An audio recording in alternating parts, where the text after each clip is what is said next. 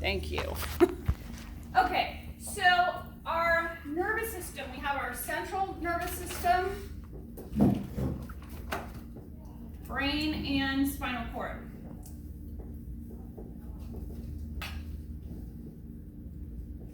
We also have our peripheral nervous system. This is everything else, all the nervous system outside the brain and spinal cord. It has 2 divisions. How many divisions does it have, Ellie? 2. Okay, they are the somatic and the autonomic.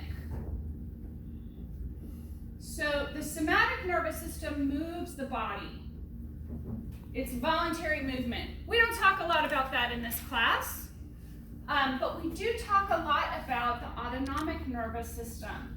The autonomic or involuntary, you can think of it as the automatic nervous system. It has 2 main divisions, and they are the sympathetic and parasympathetic. The sympathetic nervous system is our fight or flight.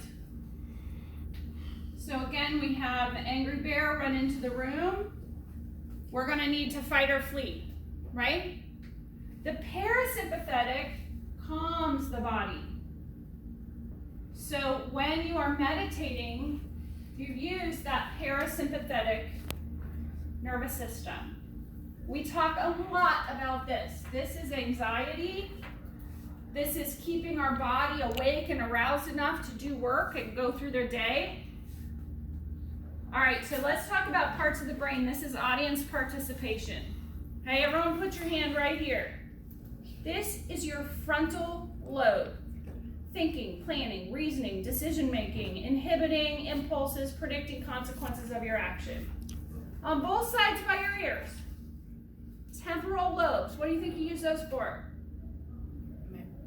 Hearing. Okay, in the back. Occipital lobe, what do we use that for? Vision, sight, yes. Running right through the middle, top of your brain. Parietal lobe.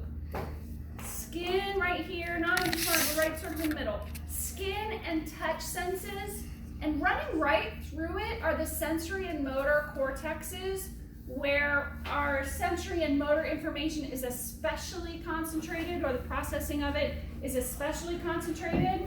And within those temporal and occipital lobes, we have cortexes where the processing of visual and auditory information is especially concentrated. But let me share with you what most of the brain tissue does.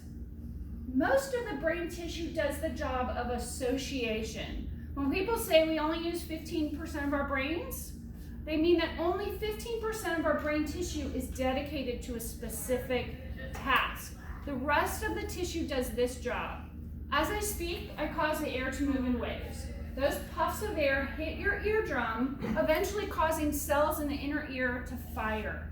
Your brain has to interpret that pattern of puffs of air as words that have meaning, that are related to concepts and memory, and that is a very hard job. And it's going on for all your senses at the same time. So most of your brain tissue does that job of association. Thank you.